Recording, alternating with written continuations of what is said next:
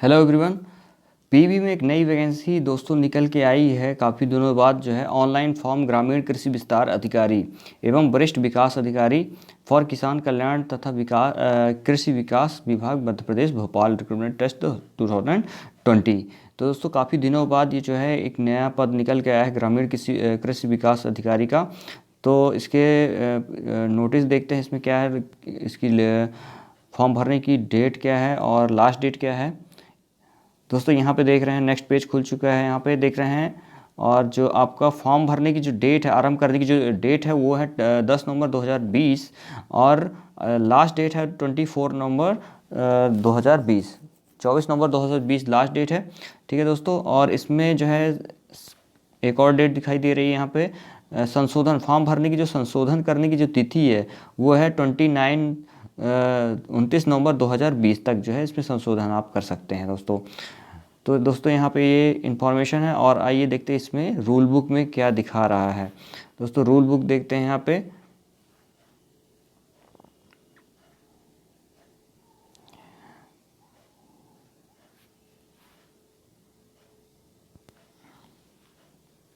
तो दोस्तों यहाँ पे रूल बुक ओपन हो चुकी है, यहाँ पे देख रहे हैं हम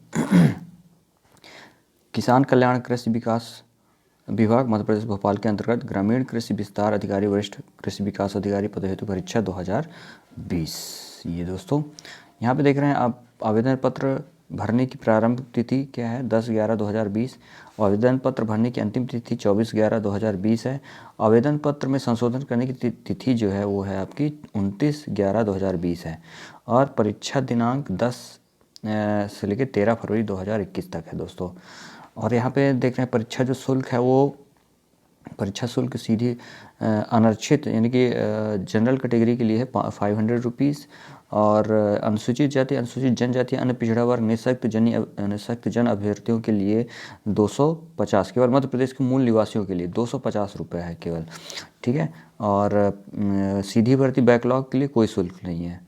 ठीक है दोस्तों, यहाँ पे ऑनलाइन आवेदन कियोस्क के माध्यम से ऑनलाइन करने वाले अभ्यर्थी हेतु एमपी ऑनलाइन का पोर्टल शुल्क 60 रुपये दे होगा। 60 रुपये आपको एक्स्ट्रा देना होगा। इसके अतिरिक्त रजिस्टर्ड सिटीजन यूजर के माध्यम से लॉगिन कर फॉर्म भरने पर पोर्टल शुल्क 20 रुपये देना होगा दोस्तों। अब यहाँ पे 10 से 13 जो परीक्षा का जो दिनांक है वो 10 से 13 फरवरी 2021 है। परीक्षा की पाली यहाँ पे प्रथम वरिष्ठ कृषि विकास अधिकारी के लिए जो है प्रथम पाली में जो है आपका जो टाइमिंग जो रहेगा वो अभ्यर्थी की रिपोर्टिंग टाइम जो रहेगा 7 से 8 रहेगा दोस्तों। और महत्वपूर्ण निर्देश पढ़ने का समय रहेगा 8:50 से 9 बजे तक दोस्तों। और उत्तर अंकित करने का समय रहेगा 9 से 12 बजे तक। ठीक है, और द्वितीय पाली में ग्रामीण कृषि विस्तार अधिकारी, ये दूसरा जो ग्रामीण कृषि विस्तार अधिकारी का जो पद है उसमें जो है उसका जो अभ्यर्थी को रिपोर्टिंग टाइम जो रहेगी वो 12 से 1 के बीच रहेगी। और आपको महत्वपूर्ण निर्देश पढ़ने का जो टाइमिंग मिलेगा 1:50 से 2 बजे तक दोस्तों यहाँ पे मिलेगा आपको। और आपका जो उत्तर अंकित करने का जो समय रहेगा आंसर वो रहेगा 2 से 5 बजे तक, 3 घंटे का समय रहेगा दोस्तों। यहाँ पे कुछ रूल्स दिए हुए हैं उनको अपन क्लियर कर लेते हैं। अभ्यर्थियों का आधार पंजीयन अनिवार्य होना चाहिए। बोर्ड द्वारा आयोजित परीक्षाओं में मूल फोटो पहचान पत्र लाना अनिवार्य होगा। ठीक है, मूल फोटो युक्त पहचान पत्र लाना अनिवार्य होगा। और मूल फोटो युक्त पहचान पत्र के रूप में भर्ती मतदाता पहचान पत्र, यहाँ पे देख कौन कौन से आईडी कार्ड आप ले जा सकते हैं एग्जामिनेशन हॉल पे। मतदाता पहचान पत्र ले जा सकते हैं, पैन कार्ड हो तो उसको ले जा सकते हैं, आधार कार्ड है, ड्राइविंग लाइसेंस है, पासपोर्ट में से कोई एक को आप जो है चयनित कर यहाँ पे ले जा सकते हैं। ठीक है दोस्तों, तो यहाँ पे UIDAI द्वारा सत्यापित वेरीफाई होने पर ही ई आधार मान्य होगा।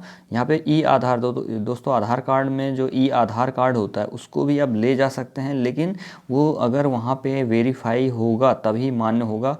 ठीक है, और मूल फोटो एक पहचान पत्र के अभाव में परीक्षार्थी को परीक्षा में सम्मिलित होने से वंचित किया जाएगा। ठीक है ना।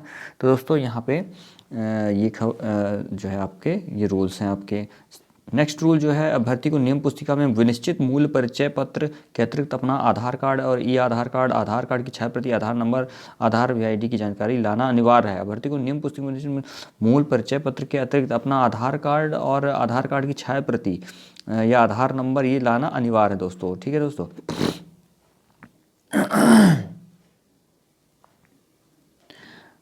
और इसके साथ ही परीक्षा में प्रवेश के समय और परीक्षा के दौरान बहुस्तरीय बायोमेट्रिक सत्यापन अनिवार्य है। वहाँ पे आपका बायोमेट्रिक सत्यापन किया जाएगा। परीक्षार्थियों को परीक्षा में रिपोर्टिंग समय तक परीक्षा केंद्र में प्रवेश की अनुमति होगी।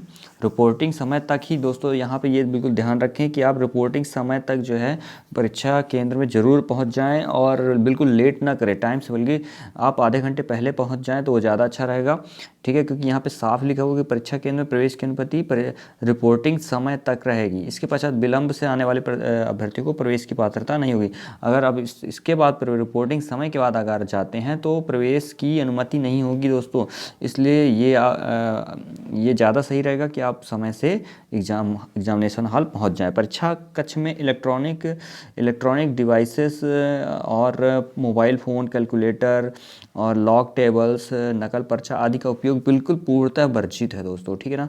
और इसके अलावा आप जो है ऑनलाइन आवेदन पत्र क्रमांक के द्वारा ही ऑनलाइन भर्ती परीक्षा हेतु अभ्यर्थी अपना प्रवेश पत्र प्राप्त कर सकते हैं दोस्तों। ऑनलाइन आवेदन पत्र क्रमांक जो होगा, आप जब भी एडमिट कार्ड निकालेंगे तो आवेदन पत्र क्रमांक जो रहेगा वो आप अपने पास ज़रूर रखें, ऑनलाइन कहीं पे डायरी में या कहीं अच्छे जैसे उसको सेव कर लें, और तभी उसी के द्वारा जो है आप जो है अपना प्रवेश पत्र डाउनलोड कर पाएंगे। अतः आवेदन पत्र क्रमांक आवश्यक रूप से संभाल कर रखें, जिसकी समस्त जिम्मेदारी आवेदक की ही होगी दोस्तों। इसके बाद है परीक्षा केंद्र पर आवेदक को काला बॉल पॉइंट, यहाँ पे ध्यान देने लोग ये है कि आपको काला बॉल पॉइंट पेन और परीक्षा हॉल में प्रवेश हेतु मंडल की वेबसाइट से डाउनलोड किए गए प्रवेश पत्र साथ में लाना है।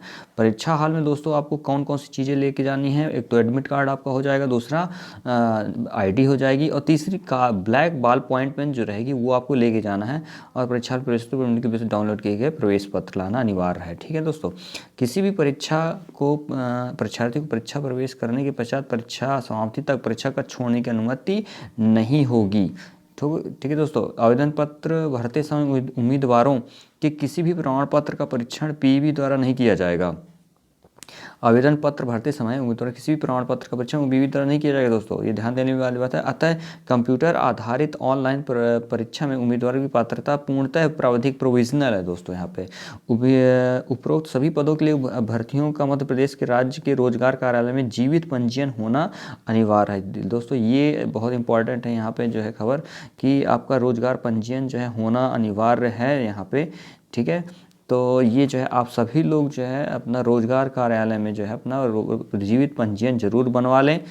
ठीक है, ताकि आपको कोई भी दिक्कत ना हो। नेक्स्ट जो है आपका अभ्यर्थियों के पद कार्यपालिक होने की स्थिति में, अभ्यर्थियों के पद जो है विभाग के पद कार्यपालिक होने की स्थिति में भर्ती हेतु आदिम जाति, जनजाति, बैगा, सहरिया भरिया के अभ्यर्थियों को प्रवेश परीक्षा में छूट का प्रावधान नहीं होगा।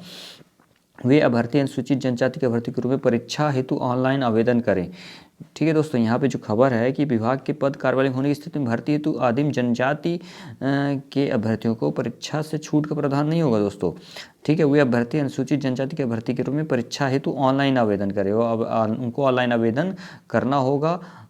ऐसी स्थिति में नियम पुस्तिका की बैगा, सहरिया भरिया संबंधित सभी घटिका विलोपित मान्य होंगी। ठीक है दोस्तों। अब यहाँ पे जो है आपकी ये नियम पुस्तिका थी जो बहुत इंपॉर्टेंट थी। अब यहाँ पे जो है आपका विषय सूची दिखाई दे रही है यहाँ पे। किसान कल्याण एवं कृषि विकास विभाग मध्य प्रदेश भोपाल के अंतर्गत ग्रामीण कृषि विस्तार अधिकारी, वरिष्ठ कृषि विकास अधिकारी पदों हेतु भर्ती परीक्षा 2020, और इसमें जो है और दूसरे प्रोफेशनल एग्जामिनेशन बोर्ड की परीक्षा संचालन संबंधी ये जो है इस पेज पे है, और ये सब इन्फॉर्मेशन यहाँ पे दी हुई कि कौन सी इन्फॉर्मेशन, परीक्षा का जो पाठ्यक्रम है वो भी आपका मिल जाएगा दोस्तों। प्रश्न आदर्श पत्रों तो आपत्ति हेतु अभ्यावेदन जो है आपको भी वो भी मिल जाएगा ऑनलाइन आवेदन पत्र के साथ। दोस्तों यहाँ पे अभ्यर्थी का फोटो, हस्ताक्षर, स्वयं की हस्तलिपि पत्रक ये भी जो है आपको मिल जाएगा दोस्तों यहाँ पे। पत्रक और यात्रा देयक प्राप्ति के लिए स्वयं के बैंक खाता विवरण पत्रक। ठीक है, यात्रा भत्ता अगर लेना चाहते हैं तो उसके लिए भी यहाँ पे दिया हुआ है। ठीक है दोस्तों। अब यहाँ पे देखिए सामान्य किसान कल्याण विभाग के पत्र, ये तृतीय श्रेणी के रिक्त के अनुसार तृतीय श्रेणी पूर्ति हेतु भर्ती परीक्षा के दोष आवेदन करने से आवेदक के नियम लागू होंगे।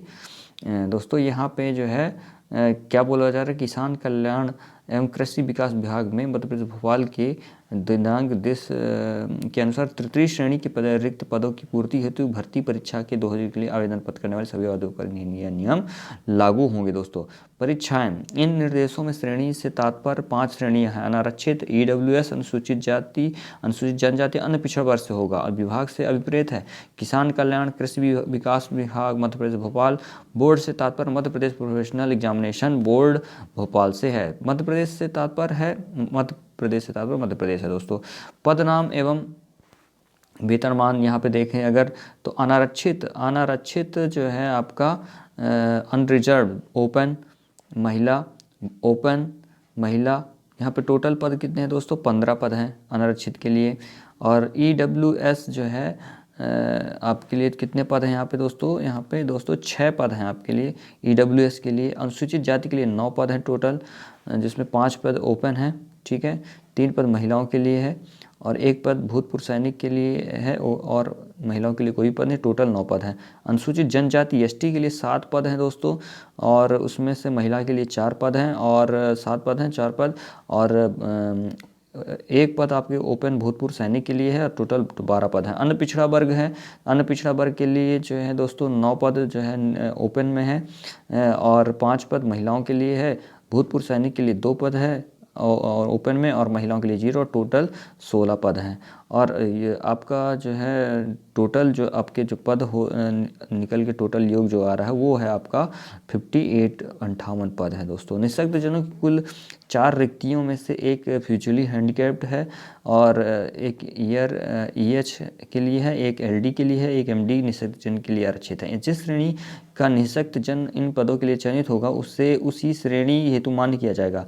यह पद प्रत्येक श्रेणी की बिना वर्ग ओपन रिक्तियों में समाहित है। ठीक है दोस्तों, यहाँ पे अगर देखा जाए वेतनमान की बात की जाए तो वेतनमान जो है आपका 36,200 से लेकर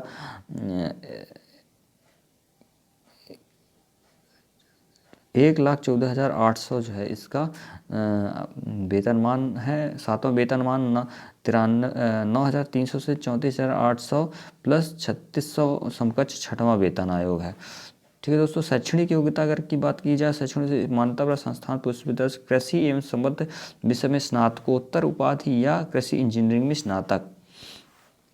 ठीक है दोस्तों, यहाँ पे क्या होना चाहिए, आपकी जो शैक्षणिक योग्यता है वो कैसी होनी चाहिए, मान्यता प्राप्त संस्थान या विश्वविद्यालय से कृषि या संबद्ध विषय में स्नातकोत्तर उपाधि या कृषि इंजीनियरिंग में स्नातक। एग्रीकल्चर में जो है आपने अगर इंजीनियरिंग की है तो भर सकते हैं मान्यता प्राप्त संस्थान या विश्वविद्यालय से कृषि संबंधित स्नातकोत्तर, मतलब MSc आपकी MSc एग्रीकल्चर है तो आप भर सकते हैं फॉर्म यहाँ पे। फिर इसके बाद जो है यहाँ पे आपका सीधी भर्ती कृषि विकास अधिकारी, कुल 14 पद, संविदा कर्मी के लिए 20%। और ये दोस्तों यहाँ पे कुछ इन्फॉर्मेशन दी हुई है सीधी भर्ती के लिए है दोस्तों ये। ठीक है दोस्तों, यहाँ पे सीधी भर्ती में अनारक्षित के लिए 4 पद हैं, EWS के लिए 1 पद है, और ये अनुसूचित जनजाति के लिए 3 पद, अन्य पिछड़ा वर्ग के लिए 4 पद हैं दोस्तों यहाँ पे। और इस तरह जो है इसके लिए जो योग्यता है वो मान्यता प्राप्त संस्थान से विश्वविद्यालय कृषि में स्नातकोत्तर उपाधि, कृषि इंजीनियरिंग में स्नातक। दोस्तों अब यहाँ पे देखा जाए तो मान्यता प्राप्त संस्थान विश्वविद्यालय कृषि उद्यानिकी में स्नातक उपाधि। अब यहाँ पे मान्यता प्राप्त कृषि उद्यानिकी में स्नातक उपाधि, ये जो दूसरा पद है ग्रामीण कृषि विस्तार अधिकारी। ग्रामीण कृषि विस्तार अधिकारी के लिए जो 153 पद है उसमें टोटल, तो उसके लिए जो है आपका जो टोटल यहाँ पे कितने पद हैं आपके अनरिजर्व के लिए यहाँ पे पद दिए हैं 42 हैं, और EWS के 15 हैं, और टोटल आपके 153 पद हैं दोस्तों। और आपका जो वेतनमान है 5,200 से बेसिक है, और आपका 20,200 रुपये आपका यहाँ पे पद है वेतन है। ठीक है दोस्तों, और इसकी जो यहाँ पे शैक्षणिक योग्यता है वो कैसी है, मान्यता प्राप्त संस्थान से कृषि या उद्यानिकी में स्नातक उपाधि होनी चाहिए दोस्तों। इसके बाद बैकलॉग के लिए क्या दिया है, बैकलॉग में कृषि ग्रामीण कृषि विस्तार अधिकारी कुल 24 पद है यहाँ पे। ठीक है ना। कुल 24 पद हैं यहाँ पे, और इसमें जो है आपको शैक्षणिक योग्यता कितनी दी हुई है, मान्यता प्राप्त संस्थान से विश्वविद्यालय कृषि या उद्यानिकी में स्नातक उपाधि होना चाहिए, और वेतनमान 5,200 से 20,200 तक है दोस्तों।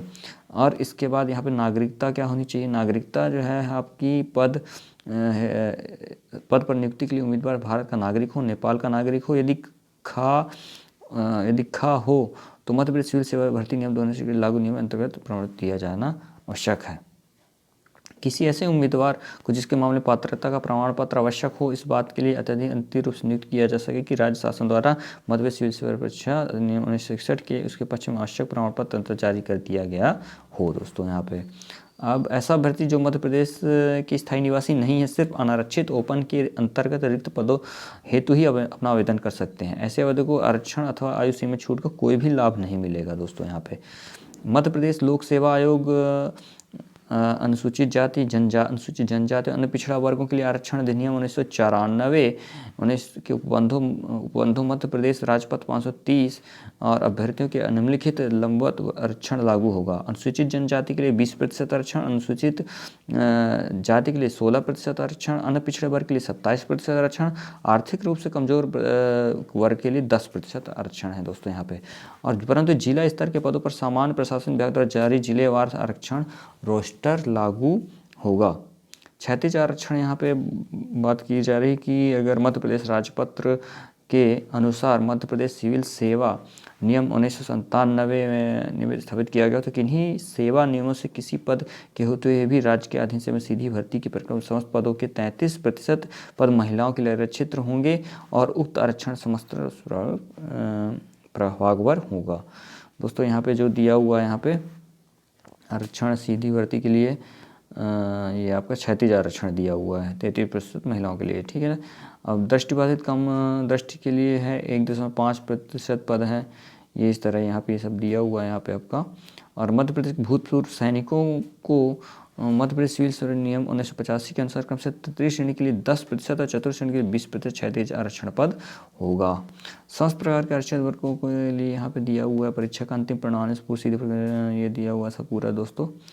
और ये आरक्षण का लाभ प्राप्त करने के लिए निम्न संविदा पात्र होंगे, और ये संविदा जो है पूरा आरक्षण से रिलेटेड। आवेदन शुल्क जो है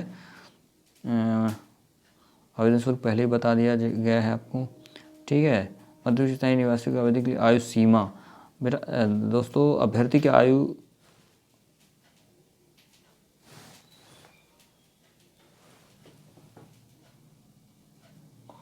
अभ्यर्थी की जो मध्य प्रदेश के स्थायी निवासी आवेदकों के लिए आयु सीमा, अभ्यर्थी की आयु की गणना 1 जनवरी 2020 से की जाएगी दोस्तों यहाँ पे, ठीक है।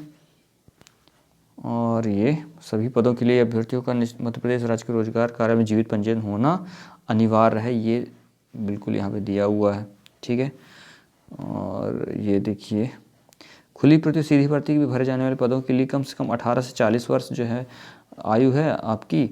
और अनुसूचित जाति यानी पिछड़ा वर्ग शासकीय निगम संस्था के कर्मचारी नगर सैनिकों के लिए 18 से 45 वर्ष, अधिकतम आयु सीमा में 5 वर्ष की छूट, ठीक है दोस्तों। ये आयु सीमा है। मध्य प्रदेश के स्थायी निवासी आवेदक प्रोत्साहन स्वरूप दी जाने वाली छूटें, आदिम जाति अनुसूचित जाति यानी पिछड़ा वर्ग कल्याण विभाग के अंतर जातीय विवाह उत्सव योजना के अंतर्गत सामान्य प्रशासन विभाग के अंतर्गत उसमें 5 वर्ष की छूट दी जाएगी दोस्तों। यहाँ पे अगर आपने जो है अंतरजातीय विवाह किया है और आप आदिम जाति या अनुसूचित जाति या जनजाति पिछड़ा वर्ग से संबंधित हैं, तो आपको 5 वर्ष की छूट यहाँ पे दी जाएगी दोस्तों। विक्रम पुरस्कार से सम्मानित हैं अगर खिलाड़ी हैं तो उनको 5 वर्ष की छूट यहाँ पे दी जाएगी।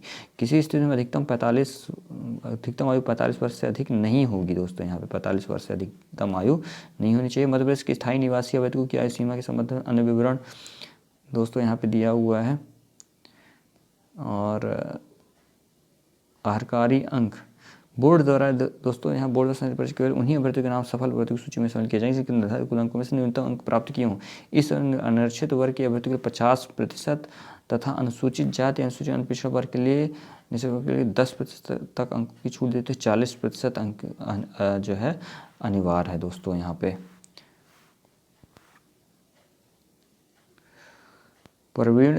प्रावीण्य प्रतीक्षा सूची, मंडल द्वारा आयोजित लिखित परीक्षा, पारंपरिक परिता। सत्यापन परीक्षण के समय आपके पास स्थायी निवास प्रमाण पत्र होना चाहिए। जाति प्रमाण पत्र, मध्य प्रदेश के स्थायी निवासी प्रमाण, मध्य प्रदेश द्वारा शासन द्वारा निर्धारित प्रारूप में नायब तहसीलदार उससे उच्च राज्य सरकार द्वारा जारी किया गया प्रमाण पत्र धारक होना चाहिए। जाति प्रमाण पत्र होना चाहिए। मध्य प्रदेश के स्थायी निवासी आरक्षित श्रेणी के उम्मीदवार के पास अनुविभागीय अधिकारी द्वारा जारी स्थायी जाति प्रमाण पत्र होना चाहिए। दोस्तों यहाँ पे संविदा पर नियुक्ति कर्मचारी के आरक्षण के लाभ हेतु न्यूनतम 5 वर्ष की संविदा सेवा का प्रमाण पत्र होना चाहिए और सक्षम प्राधिकार द्वारा जारी किए EWS प्रमाण पत्र होना चाहिए। शासकीय सेवारत अधिकारी के आवेदन प्रस्तुत करना होगा। दस्तावेज प्रमाण पत्र का परीक्षण, चरित्र सत्यापन, लिखित परीक्षा समिति विभाग द्वारा नियुक्त पश्चात मूल दस्तावेज का सत्यापन परीक्षण विभाग द्वारा किया जाएगा। और इसके बाद जो है दोस्तों यहाँ पे अभ्यर्थियों के चयन से निहित जानकारी और ये सब कुछ दिया है। आपका शारीरिक मानसिक रूप से स्वस्थ होना चाहिए आपके लिए। अगर आपका अभ्यर्थी चयन के समय निहरताएँ, मतलब आप किस वजह से कैंसिल हो रहा है आपका, अगर आपकी ज्वाइनिंग अगर कैंसिल हो रही तो उसके यहाँ पे रूल्स दिए हुए हैं। शारीरिक मानसिक रूप से स्वस्थ ना पाया हो, ठीक है दोस्तों। फर्जी दस्तावेज ये है। नियुक्ति की शर्तें और यात्रा भत्ता, ये सब जो है आपके लिए बताया जा चुका है। यहाँ पे परीक्षा केंद्र दोस्तों, यहाँ परीक्षा केंद्रों का निर्धारण PV के मापदंडों द्वारा अभ्यर्थियों की संख्या के आधार पर किया जाएगा, ठीक है दोस्तों। और इसके बाद जो है यहाँ पे न्यायिक क्षेत्राधिकार, प्रोफेशनल बोर्ड द्वारा प्रशासन नियम एवं निर्देश,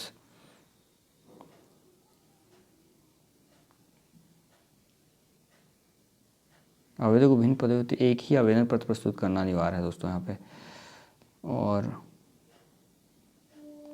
यहाँ पे पहले ही बताया जा चुका है कि बोर्ड की वेबसाइट का डाउनलोड किया गया प्रवेश पत्र और काला बाल अपॉइंटमेंट उसके पत्र पर हस्ताक्षर, निम्नलिखित कार्य हेतु फोटो युक्त मूल पहचान पत्र जो है ये आपको लेके जाना है। परीक्षा में किसी भी प्रकार की इलेक्ट्रॉनिक डिवाइस ये नहीं लेके जाना। लिखित परीक्षा में निश्चित के लिए सुविधाओं अनुसार होगी।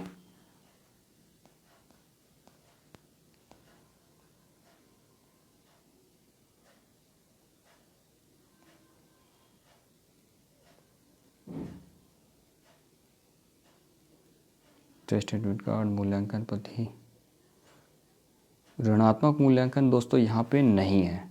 तो दोस्तों इस तरह ये जो है काफ़ी यूज़फुल इन्फॉर्मेशन है आपकी, जो है आप इसको डाउनलोड कर सकते हैं प्रोफेशनल एग्जामिनेशन की बोर्ड से और इसको पूरी इन्फॉर्मेशन यहाँ पे आप दे सकते हैं। तो आई होप ये वीडियो आपको पसंद आया होगा, और वीडियो पसंद आए तो वीडियो को लाइक करना मत भूलिएगा और चैनल को सब्सक्राइब करिए, जिससे आपको नए नोटिफिकेशन जल्द से जल्द मिले और नए वीडियो आपको तुरंत मिले, जिससे आप नई इन्फॉर्मेशन के बारे में अपडेट होते रहें। और दोस्तों शेयर करना मत भूलिए, जिससे ज़्यादा से ज़्यादा लोगों को वीडियो मिल सके। तो वीडियो देखने के लिए बहुत बहुत धन्यवाद। तब तक मिलते हैं नेक्स्ट वीडियो में, तब तक के लिए जय हिंद, जय भारत।